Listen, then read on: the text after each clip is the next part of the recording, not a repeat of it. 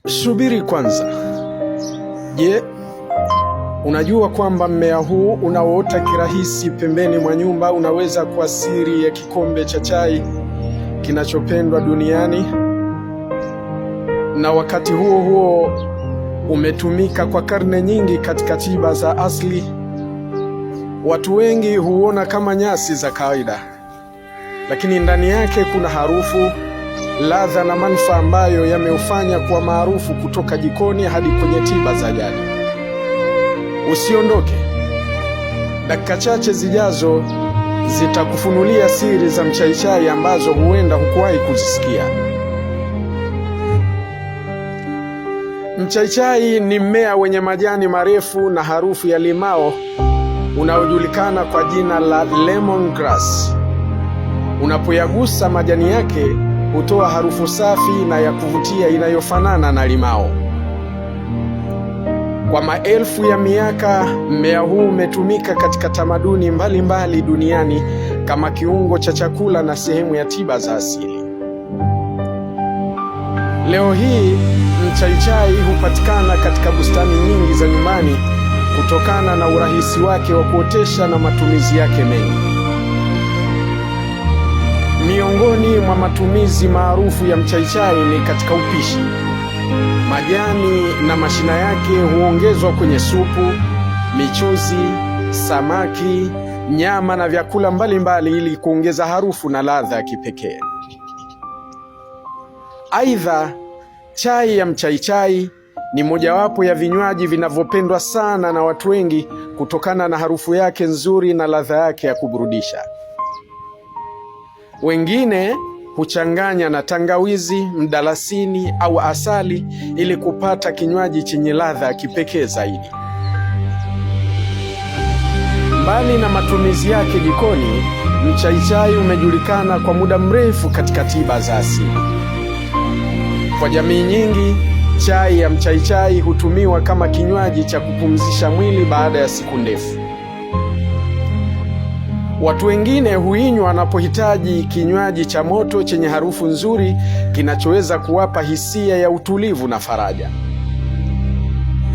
Ni muhimu kutambua kwamba matumizi haya yanatokana na mila na uzoefu wa jadi na hayapaswi kuchukua nafasi ya ushauri au matibabu ya kitaalamu.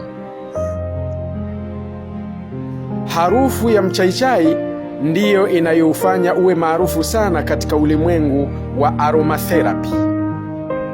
Mafuta yanayotokana na mmea huu hutumiwa katika bidhaa mbalimbali kama sabuni, mishumaa, mafuta ya kupaka na bidhaa za kuleta harufu nzuri nyumbani.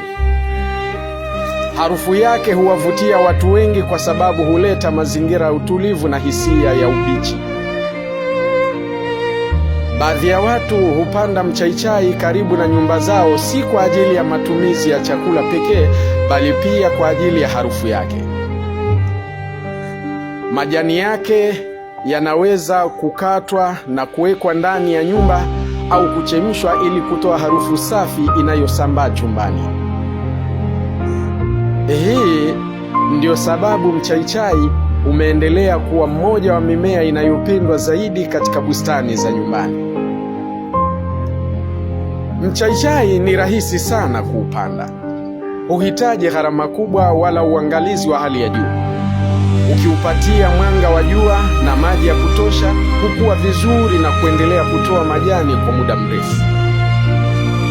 Kwa kuwa unaweza kuutumia jikoni na wakati huo huo kufurahia harufu yake nzuri, ni mmea wenye matumizi mengi katika eneo dogo. Kinachoufanya mchaichai kuwa kipekee ni uwezo wake wa kuunganisha mambo matatu muhimu kwa wakati mmoja: ladha nzuri jikoni, harufu nzuri nyumbani, matumizi ya jadi katika maisha ya kila siku. Hii ndiyo sababu mmea huu umeendelea kupendwa na watu wa tamaduni tofauti duniani kote. Sasa umegundua kuwa mchaichai si nyasi za kawaida kama watu wengine wanavyofikiri. Ni mmea wenye historia ndefu katika chakula, harufu nzuri na matumizi ya jadi yaliyorithishwa kwa vizazi. Je, wewe umewahi kutumia mchaichai kwa chai au katika chakula? Tuambie kwenye maoni, na usisahau kufollow ukurasa huu kwa maarifa zaidi kuhusu mimea, afya na tiba za asili. Kumbuka, madai ya kiafya kuhusu mimea yanapaswa kuthibitishwa na wataalamu wa afya. Mchaichai unaweza kuwa sehemu ya lishe na mila za jadi, lakini si mbadala wa matibabu ya daktari.